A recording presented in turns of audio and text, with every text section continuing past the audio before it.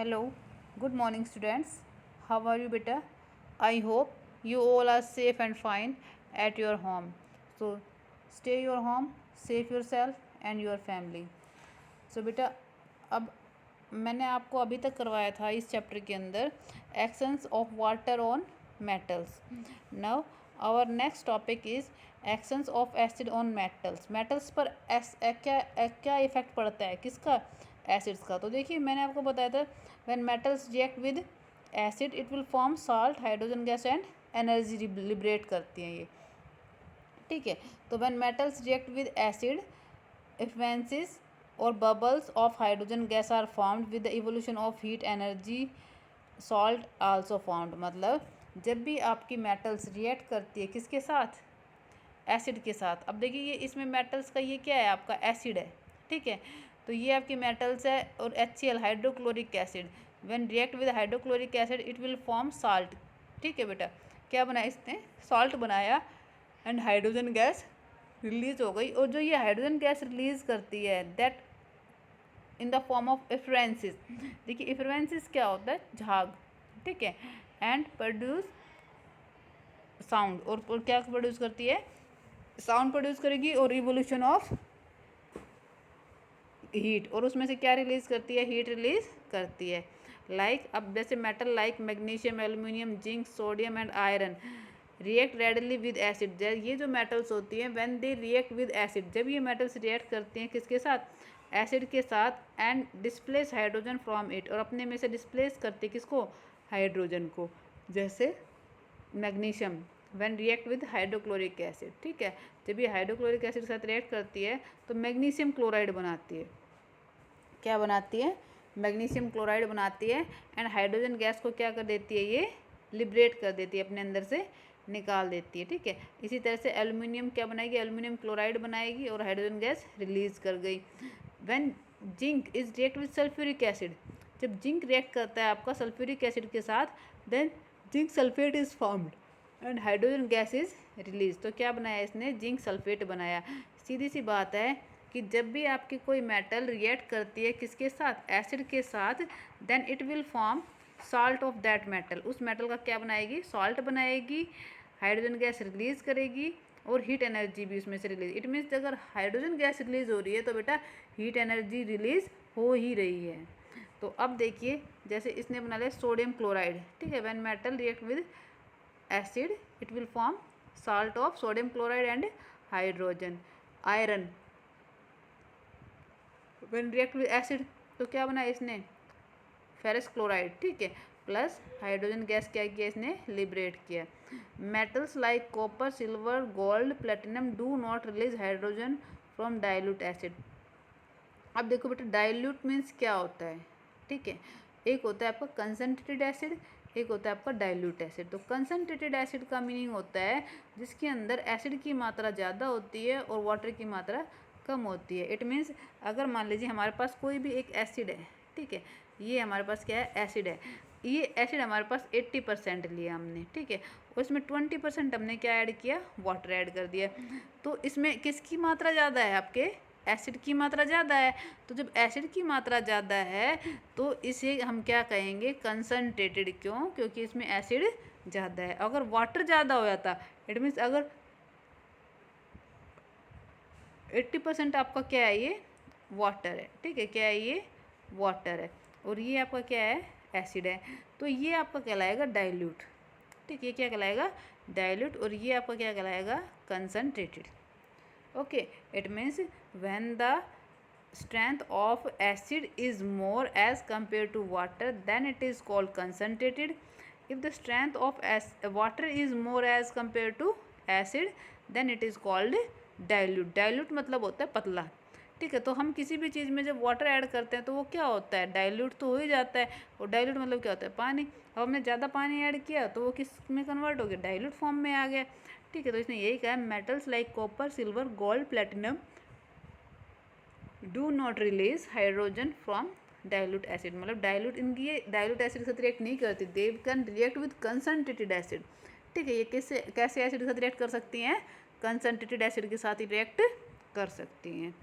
Action of base on metal. अब बेटा देखो बेस जो होते हैं उनके ऊपर एसिड का दूसरे मेटल्स के ऊपर क्या इफेक्ट पड़ता है उनका। तो देखो बेटा, अब देखो जो आपके एसिड है, बेस है और सॉल्ट है, ये आपने अपनी 7th क्लास में भी पढ़ा था, ठीक है। तो अब बेस क्या होते हैं, विच फर्निश OH नेगेटिव आइंस। अब बेटा देखो जो H पॉजिटिव आइंस को रिलीज करते हैं वो हमारे क्या होते हैं, एसिड्स होते हैं। क्या होते हैं, इन एक्वस सॉल्यूशन, ठीक है। और जो OH नेगेटिव आइंस को फर्निश करते हैं वो हमारे क्या होते हैं, बेस होते हैं। और जो इन दोनों के कॉम्बिनेशन से बनता है वो हमारा क्या होता है, सॉल्ट होता है, ठीक है। मतलब एसिड और base when they are combine they will form salt. तो वो क्या बनाएंगे, आपका सॉल्ट बनाएंगे। और जो OH आयन रिलीज करते हैं इन एक्वस सॉल्यूशन, तो वो क्या कहलाएंगे, आपके बेस कहलाएंगे। The solution in which hydrogen ion are more is called acidic solution. क्या बोलेंगे उसको, एसिडिक सॉल्यूशन। सो अब देखिए आगे आपका आता है action of base on metals. Most metal do not react with base. अब देखिए बेटा, जो मोस्टली जो मेटल्स होती हैं they do not react with base but metals react with acid. Aluminium, lead and zinc react with strong base. ये किसके साथ रिएक्ट करती हैं, स्ट्रॉन्ग बेस के साथ रिएक्ट करती है, लाइक सोडियम हाइड्रोक्साइड और potassium hydroxide to form some complex compound. ये कैसे कंपाउंड बनाएगी, आपके कॉम्प्लेक्स कंपाउंड बनाएगी with the evolution of hydrogen gas, ठीक है। जो मेटल्स होती हैं मोस्टली बेस के साथ रिएक्ट नहीं करती हैं, but some metals react with strong base. जो आपका स्ट्रॉन्ग बेस होता है उनके साथ वो रिएक्ट करती हैं। क्यों करते हैं, और रिएक्ट करने के बाद क्या बनाएंगी, जैसे sodium when react with strong base it will form sodium hydroxide, and when potassium react with strong base it will form potassium hydroxide to form some complex compound. एक कॉम्प्लेक्स कंपाउंड बनाएगी with the evolution of hydrogen gas. उसमें से कौन सी gas release करेगी, hydrogen gas release करती है, जैसे aluminium plus sodium hydroxide water, ठीक है। तो इन्होंने क्या बनाया, sodium hydroxide is a strong base. क्या है बेटा, ये आपका स्ट्रॉन्ग बेस है, ठीक है। तो अब जब ये रिएक्ट करती हैं तो ये क्या बना लेती हैं, एल्यूमिनियम NaAlO3। इट मीन्स क्या है कि ये क्या बनाएगी, कॉम्प्लेक्स कंपाउंड बनाएगी। क्या बनाएगी, कॉम्प्लेक्स कंपाउंड बनाएगी। जैसे metal do not react with weak base, ये वीक बेस का तो रिएक्ट नहीं करेंगी, लेकिन they will react with strong base. Strong base के साथ ये क्या करती हैं, रिएक्ट करती हैं, and they will form there compound. और अपना क्या बनाती हैं, ये कंपाउंड बनाती है। और कंपाउंड बना के क्या बोलते हैं इस कंपाउंड को, सोडियम एल्यूमिनेट, ठीक है। When these aluminium react with sodium and water it will form sodium aluminate. क्या बोलेंगे बेटा इसको, सोडियम एल्यूमिनेट, ठीक है।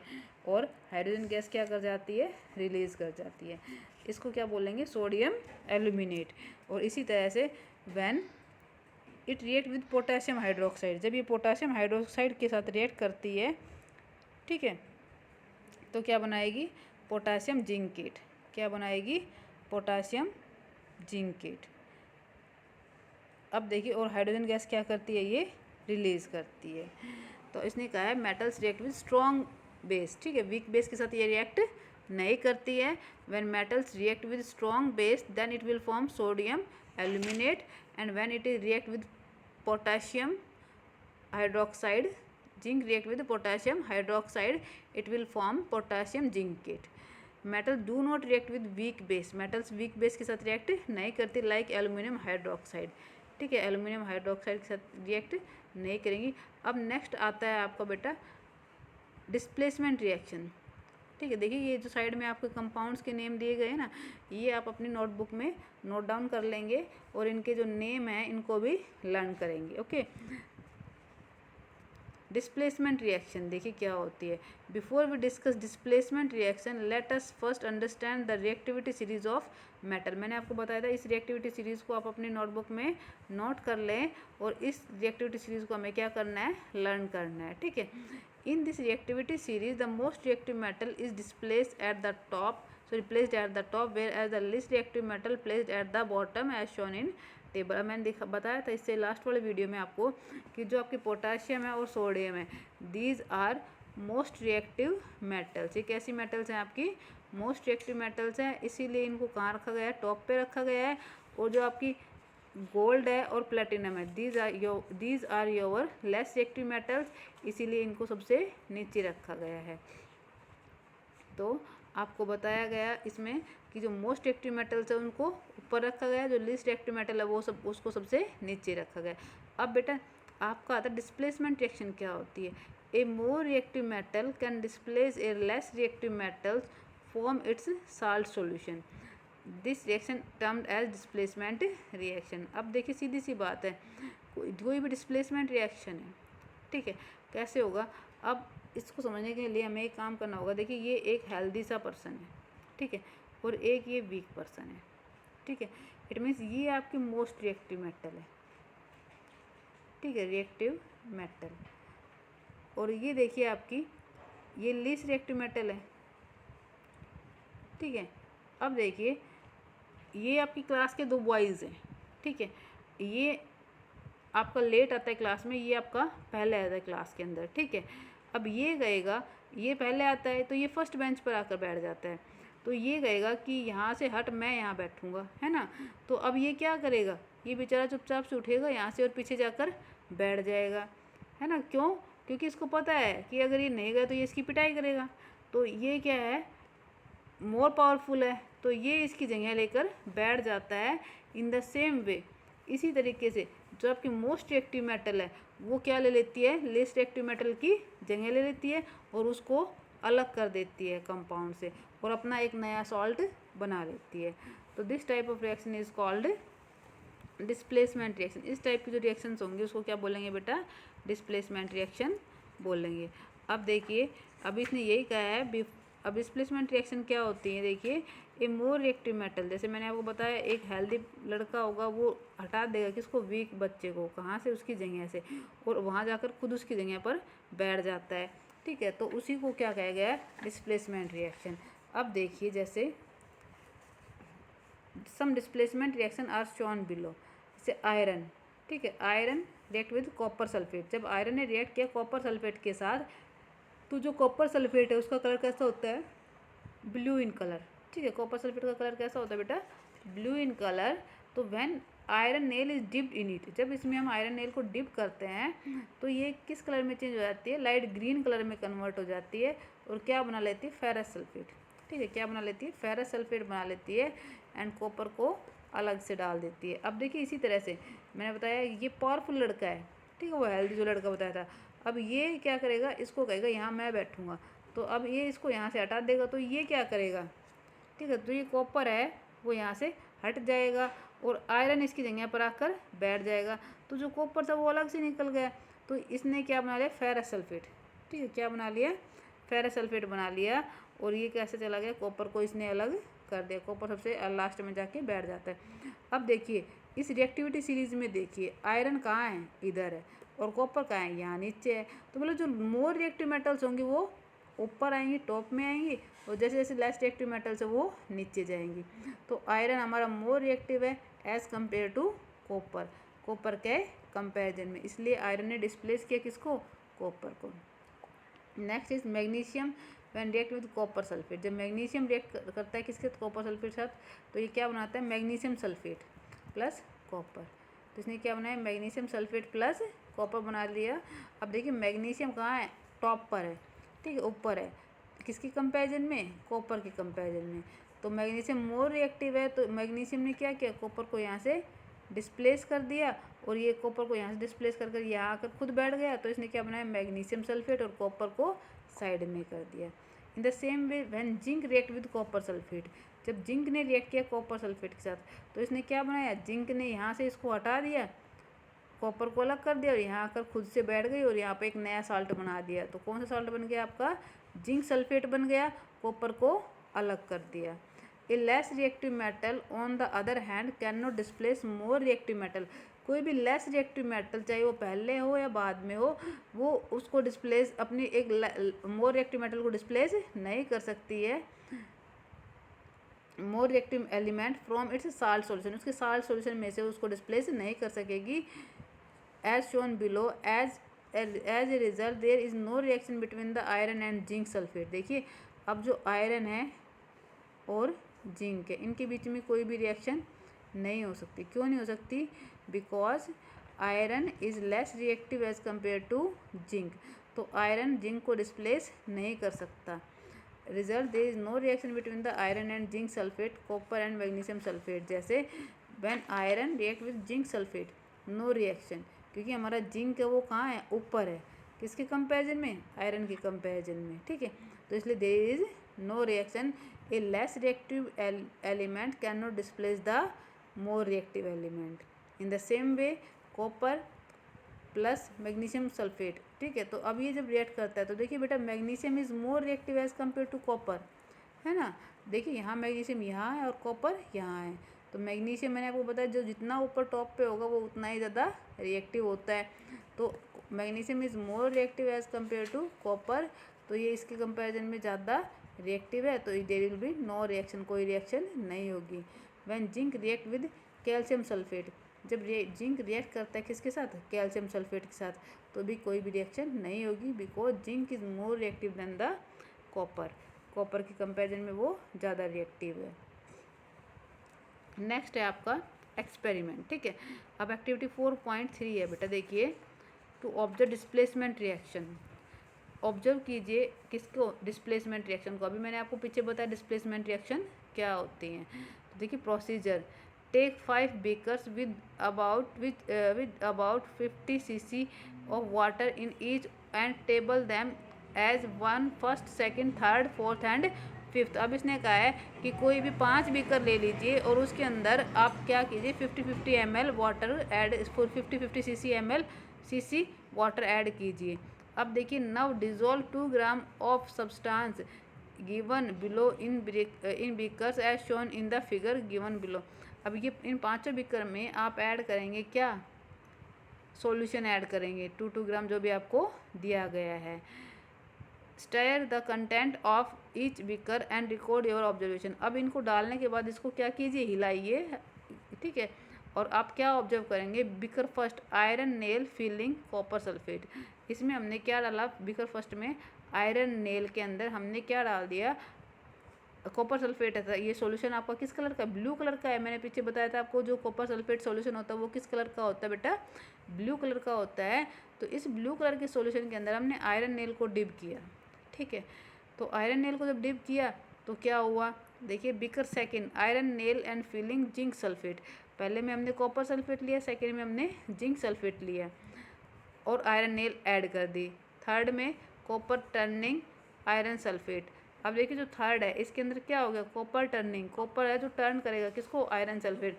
जो कॉपर सल्फेट था वो चेंज हो जाता है किसके अंदर? आयरन सल्फेट के अंदर। क्यों? Because iron is more reactive than copper. तो कॉपर को ये क्या कर देगा? डिस्प्लेस कर देगा इसकी जगह से। फोर्थ में देखिए, फोर्थ में ऑब्जर्व किया हमने कि कॉपर टर्निंग मैग्नीशियम सल्फेट। जो कॉपर था वो टर्न कर रहा है किसके अंदर? मैग्नीशियम सल्फेट के अंदर। एंड फिफ्थ के अंदर zinc granules plus copper sulphate. Copper sulphate लिया और जिंक ग्रेन्यूल्स लिया। अब आप लोग क्या ऑब्जर्व करेंगे? अब अपनी रिएक्टिविटी सीरीज़ के अंदर देखिए कि कौन सी रिएक्शन, कौन सा मेटल, कौन सा एलिमेंट किससे ज़्यादा रिएक्टिव है। अगर कोई ज़्यादा रिएक्टिव है किसी से तो कॉपर से या किसी से भी, तो वो उसको डिस्प्लेस कर देगा। और अगर कॉपर से लेस रिएक्टिव है तो वो उसको डिस्प्लेस नहीं करेगा। इन फ्रेंड्स, मतलब हमने क्या देखा? More reactive zinc and iron displace less reactive copper from its salt. मतलब जो मोर रिएक्टिव है हमारे क्या? जिंक और आयरन, जो कि डिस्प्लेस कर रहे हैं किसको? कॉपर को फ्रॉम इट्स साल्ट, उसके साल्ट सॉल्यूशन के अंदर से। बिकॉज जो हमारा जिंक है और आयरन है ये दोनों हमारे क्या हैं? मोर रिएक्टिव है as compare to copper sulphate. Now देखिए आता है आपको chemical properties of non metal. Non metal की केमिकल प्रॉपर्टीज। अब देखिए बेटा, non metals do not react with each other at normal temperature. जो आपकी नॉन मेटल्स होती है they do not react with each other at normal temperature but reaction occur at very high temperature. लेकिन जैसे ही आप टेम्परेचर को high करते हैं तो उनके अंदर रिएक्शन होने लग जाते हैं। बट नॉर्मल टेम्परेचर पर they do not react with each other. अब देखिए, जो फॉस्फोरस है आपका क्या है? नॉन मेटल है। White phosphorus has been extensively used in bombs. जो वाइट फॉस्फोरस होता है उसका यूज़ हम किस में करते हैं, बॉम्ब बनाने के लिए यूज़ करते हैं। And artillery shots range missiles and moderate since world war second. अब और किस में यूज़ करते हैं हम, मतलब स्पेशली इसका यूज़ हम किसके को बनाने के लिए करते हैं, बॉम्ब को बनाने के लिए करते हैं, या फिर कोई भी आपका ये जो क्रैकर्स वगैरह होते हैं इनको बनाने के लिए भी हम किसका यूज़ करते हैं, फॉस्फोरस का यूज़ करते हैं। जैसे कि आपका red phosphorus is also use for making match stick. तो अब देखिए बेटा इसमें क्या बताया, action of oxygen on non metals, क्या इफेक्ट पड़ता है ऑक्सीजन का नॉन मेटल्स के साथ। देखिए non metals do not react eight with air at room temperature. जो नॉन मेटल्स होती है वो एयर के साथ रिएक्ट नहीं करती है, कहाँ पर, simple room temperature, except for white phosphorus. मतलब वाइट फॉस्फोरस को छोड़कर जल्दी से कोई भी जो नॉन मेटल्स हैं आपकी वो रिएक्ट नहीं करती हैं। विच बर्न्स इन एयर, जो कि आपकी वाइट फॉस्फोरस है, phosphorus can easily react with oxygen and start to burn. ठीक है, ये क्या करने लग जाती है, बर्न करने लग जाती है at ordinary temperature, simple temperature पर ही, एंड फॉर्म इट्स ऑक्साइड्स, और अपना क्या बना लेती है, ये ऑक्साइड्स बना लेती हैं। इन ऑक्साइड्स के बारे में मैंने आपको इससे लास्ट वीडियो में बताया था। It is there for store under water, इसीलिए जो आपका फॉस्फोरस होता है इसको कहाँ स्टोर किया जाता है, वाटर के अंदर स्टोर किया जाता है। अब देखिए जो नॉन मेटल्स होती है they do not react with air at simple room temperature, ठीक है, बट एक्सेप्ट क्या, फॉस्फोरस। ठीक है, फॉस्फोरस को छोड़कर जो नॉन मेटल्स होती है they do not react with air. जो फॉस्फोरस होती है ये एयर के कांटेक्ट में आकर क्या करने लग जाती है, बर्न करने लग जाती है और अपना ऑक्साइड्स बना लेती है। ठीक है, अपना ऑक्साइड्स बना लेगी एंड देयर फॉर, इसीलिए इसको स्टोर किया जाता है किसके अंदर, वाटर के अंदर। अब देखो बेटा आपको कन्फ्यूजन क्रिएट हो जाएगा मेटल्स एंड नॉन मेटल्स। ठीक है, मेटल्स आपकी स्टोर की जाती है किसके अंदर, जो हाईली रिएक्टिव मेटल्स है 2 पोटेशियम एंड सोडियम, उनको आपका स्टोर किया जाता है केरोसिन ऑयल के अंदर। और फॉस्फोरस क्या आपकी नॉन मेटल्स है, और फॉस्फोरस को कहाँ स्टोर किया जाता है, वाटर के अंदर। तो इसके अंदर कन्फ्यूजन क्रिएट मत करिए। जो मेटल्स है sodium and potassium kept in kerosene oil, and phosphorus को कहाँ स्टोर करेंगे हम, वाटर के अंदर। ठीक है, तो दैट्स ऑल फॉर टुडे, आज के लिए सफिशेंट है। तो जो भी मैंने आपको रिटर्न वर्क दिया है इसके अंदर वो आप रिटर्न वर्क अपनी नोटबुक के अंदर करेंगे, और जो भी आपकी ये एक्टिविटी सीरीज़ है उसको आप लर्न करेंगे और चैप्टर को रीड करेंगे।